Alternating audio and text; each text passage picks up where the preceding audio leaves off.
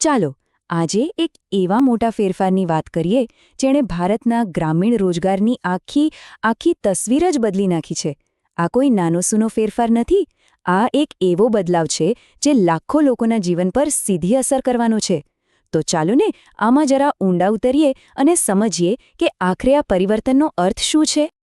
Star institute of civil services દ્વારા current અફેર્સના વિશ્લેષણમાં આપનું સ્વાગત છે. તો આજ ઊંડાણપૂર્વકના અભિગમ સાથે ચાલો આ વિષયને બરાબર સમજીએ. તમે વિચારો, એક એવો કાયદો જે છેલ્લા 20 વર્ષથી ગ્રામીણ ભારત માટે એક સુરક્ષા કવચ જેવો હતો, એ હવે ભૂતકાળ બની ગયો છે. અને હા, એક વાત બરાબર સમજી લેજો, આ કોઈ નાનો મોટો ફેરફાર નથી. આ તો આખી સિસ્ટમ, આખી વ્યવસ્થાનું રીસ્ટ્રક્ચરિંગ છે. તો સવાલ એ થાય કે આ જૂના કાયદાની જગ્યાએ આવ્યું શું છે? આ મોટા પરિવર્તનના કેન્દ્રમાં છે એક નવો કાયદો, વિકસિત ભારત ગેરંટી ફોર રોજગાર એન્ડ આજીવિકા મિશન, ટૂંકમાં કહીએ તો VBGRAM-G અધિનિયમ. અહીં એક વાત બહુ જ સ્પષ્ટ રીતે સમજવી જરૂરી છે. આ મનરેગામાં કોઈ સુધારો નથી. ના, આ મનરેગાની સંપૂર્ણપણે બદલી છે. અ કમ્પ્લીટ રિપ્લેસમેન્ટ. આ જે VBGRAM-G અધિનિયમ છે, એ હવે 2005ના એ ઐતિહાસિક Mahatma Gandhi national rural employment guarantee act એટલે કે MGNREGAનું સ્થાન લેશે. અને આની સાથે જ ગ્રામીણ રોજગારની આખી ફિલોસોફી, આખી વિચારધારા જ નવેસરથી ગોઠવાઈ રહી છે. ઓકે, તો હવે ચાલો આ નવા કાયદાના એકદમ હાર્ડમાં જઈએ, કારણ કે આના મૂળમાં જે વૈચારિક બદલાવ છે એ જ બધું બદલી નાખે છે. આ ખાલી નિયમો નથી બદલાયા, આ તો આખો સિદ્ધાંત, આખી વિચારસરણી બદલાઈ છે. હવે આ જુઓ, આ જે સ્લાઇડ પર છે ને, એ ખરેખર આખા બદલાવનો સાર છે. જુઓ, મનરેગા શું હતું? એ હતું એક ડિમાન્ડ ડ્રિવન એટલે કે માંગ આધારિત સિસ્ટમ. એને તમે એક અનલિમિટેડ ક્રેડિટ કાર્ડ જેવું સમજી શકો. કોઈએ કામ માંગ્યું એટલે સરકારે કાયદાકીય રીતે કામ આપવું જ પડે, પછી ભલે બજેટ હોય કે ન હોય. પણ હવે આ VBGRAM-G એક સપ્લાય ડ્રિવન એટલે કે પુરવઠા આધારિત સિસ્ટમ છે. આ એક પ્રીપેડ ડેબિટ કાર્ડ જેવું છે. સરકારે જેટલા પૈસા કાર્ડમાં નાખ્યા, ગેરંટી બસ એટલાની જ. ફંડ ખતમ તો ગેરંટી પણ ખતમ. મતલબ કે જે કામનો અધિકાર હતો એ હવે ભંડોળની ઉપલબ્ધતા પર નિર્ભર બની ગયો છે. આ બહુ મોટો ફેરફાર છે. પણ દરેક સિક્કાની બે બાજુ હોય છે, બરાબર ને? તો આ બદલાવનો અર્થ એવો બિલકુલ નથી કે બધું નકારાત્મક જ છે. સરકારે આ નવા કાયદામાં કેટલાક મોટા ફાયદાઓ પણ ગણાવ્યા છે. એમનો હેતુ આખી સિસ્ટમને વધુ કાર્યક્ષમ અને અસરકારક બનાવવાનો છે. તો ચાલો હવે એના પર એક નજર કરીએ. 125. જી હા, સૌથી પહેલો અને સૌથી મોટો ફાયદો જે સીધો નજરે ચડે છે એ છે કામના દિવસોમાં વધારો. હવે 100 દિવસ નહીં, પણ પૂરા 125 દિવસની રોજગારીની ગેરંટી. તમે વિચારો, ગ્રામીણ પરિવારો માટે, ખાસ કરીને જ્યાં ખેતી સિવાય આવકનો બીજો કોઈ મોટો સ્ત્રોત ન હોય, ત્યાં આ વધારાના 25 દિવસની આવક એ કંઈ નાની વાત નથી.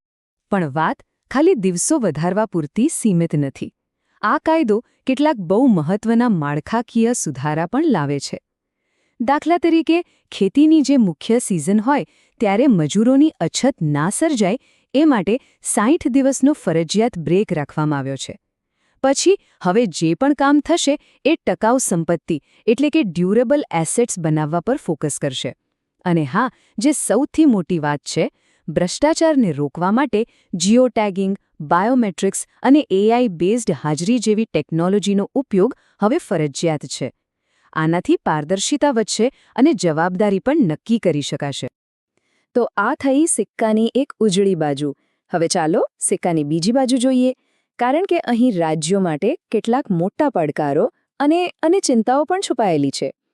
આ નવા માળખાની રાજ્યોની તિજોરી પર સીધી અસર પડવાની છે. અહીં આંકડા બધું જ સ્પષ્ટ કરી દે છે. જુઓ, પહેલા મનરેગામાં મજૂરીનો જે ખર્ચ હતો એ 100% કેન્દ્ર સરકાર ઉઠાવતી હતી. હવે આ નવા નિયમ મુજબ રાજ્યોએ 40% બોજ ઉઠાવવો પડશે. હવે તમે જ વિચારો, જે રાજ્યોની આર્થિક હાલત પહેલેથી જ નબળી છે, એમના માટે પોતાના બજેટમાંથી આ 40%નો વધારાનો ખર્ચ કાઢવો કેટલો મોટો પડકાર બની શકે છે. અને આ જ આખી ચર્ચાનો મુખ્ય મુદ્દો છે કેન્દ્રીય નિર્ણયો અને વિકેન્દ્રિત જવાબદારી. મતલબ કે બજેટ કેટલું ફાળવવું એનો નિર્ણય તો કેન્દ્ર સરકાર લે છે, પણ જો કામની માંગ બજેટ કરતાં વધી જાય તો એ વધારાની જવાબદારી કોની? રાજ્યોની. આને જ ટીકાકારો કહી રહ્યા છે કે આ આપણા સંઘીય માળખા માટે એક ચિંતાનો વિષય છે. તો ચાલો ટીકાકારોની મુખ્ય ચિંતાઓને ટૂંકમાં સમજી લઈએ. પહેલું, જે કામનો કાનૂની અધિકાર હતો એ હવે ભંડોળની ઉપલબ્ધતા પર આવી ગયું છે. બીજું, રાજ્યો પર આર્થિક બોજ ખૂબ જ વધી જશે. ત્રીજું, એવો ડર છે કે ફરજિયાત ટેકનોલોજીના કારણે કદાચ સાચા જરૂરિયાતમંદ લોકો જ યોજનામાંથી બાકાત રહી જાય. અને છેલ્લે ચોથું, જે 60 દિવસનો બ્રેક છે એ ભૂમિહીન મજૂરો માટે મુશ્કેલી ઊભી કરી શકે છે, જેઓ આખું વર્ષ આ જ યોજના પર નિર્ભર હોય છે.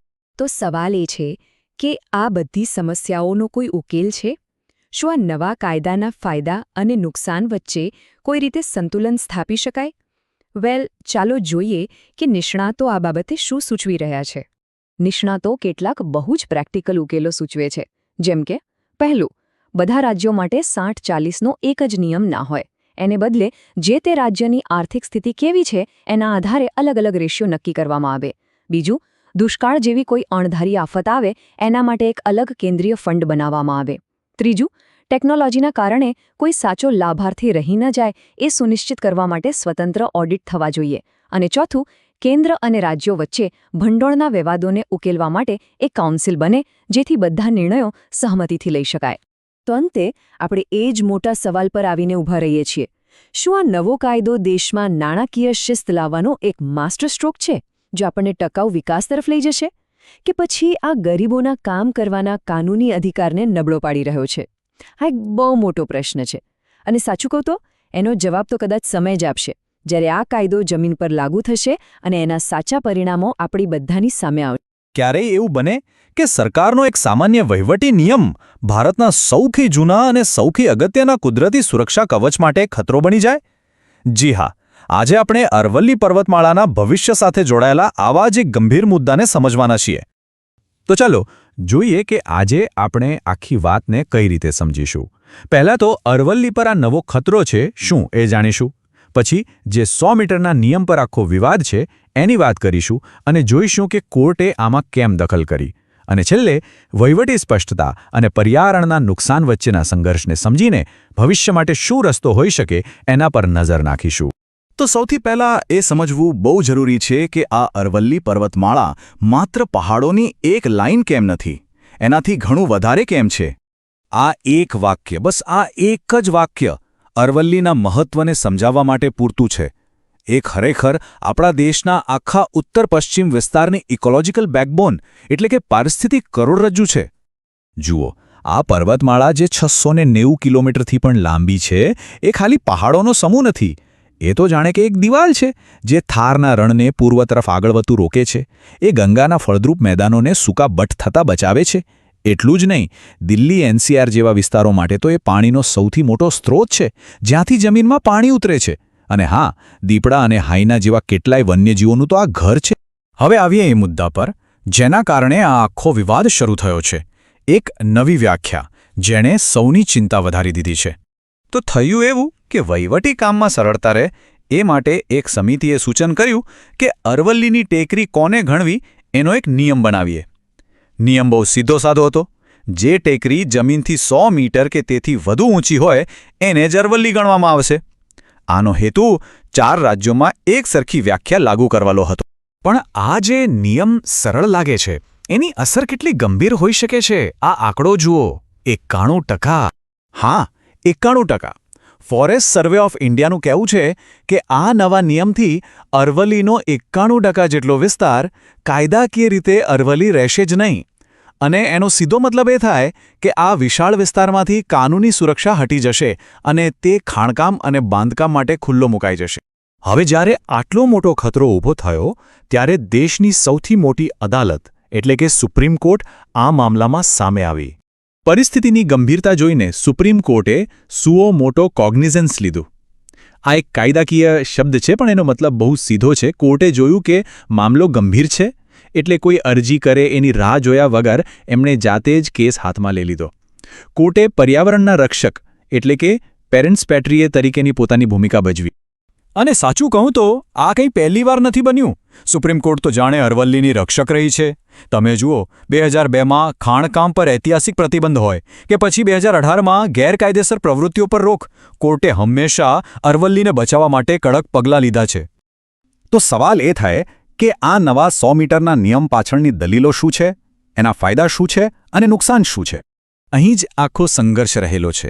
એક તરફ દલીલ છે કે આ નિયમથી વહીવટી સ્પષ્ટતા આવશે, 4 રાજ્યોમાં એક જ નિયમ લાગુ થશે. પણ બીજી બાજુ પર્યાવરણવિદોની ચિંતા એ છે કે આ સ્પષ્ટતાની કિંમત બહુ મોટી હશે. જે નાની ટેકરીઓ છે, જે વન્યજીવો માટેના કોરિડોર છે, જે ભૂગર્ભ જળ રિચાર્જ માટે જરૂરી છે, એ બધું જ જોખમમાં મુકાઈ જશે. તો હવે જ્યારે મામલો કોર્ટમાં છે, ત્યારે આનો ઉકેલ શું હોઈ શકે? આગળ શું કરવું જોઈએ? નિષ્ણાતો કેટલાક બહુ સારા સૂચનો આપી રહ્યા છે. જેમ કે પહેલું તો એ કે અરવલ્લીની વ્યાખ્યા માત્ર ઊંચાઈના આધારે નહીં પણ તેના પર્યાવરણીય મહત્વ અને ત્યાંની વનસ્પતિના આધારે થવી જોઈએ. બીજું, બધી જ ટેકરીઓની આસપાસ ઇકો સેન્સિટિવ ઝોન જાહેર કરવા જોઈએ. ત્રીજું, એક સ્વતંત્ર વૈજ્ઞાનિક સર્વે થવો જોઈએ. અને ચોથું, આખી પ્રક્રિયામાં સ્થાનિક લોકો અને પર્યાવરણ નિષ્ણાતોને પણ સામેલ કરવા જોઈએ. તો આખા મુદ્દાનો સાર એ છે કે સુપ્રીમ કોર્ટની આ દખલગીરી એક તક છે.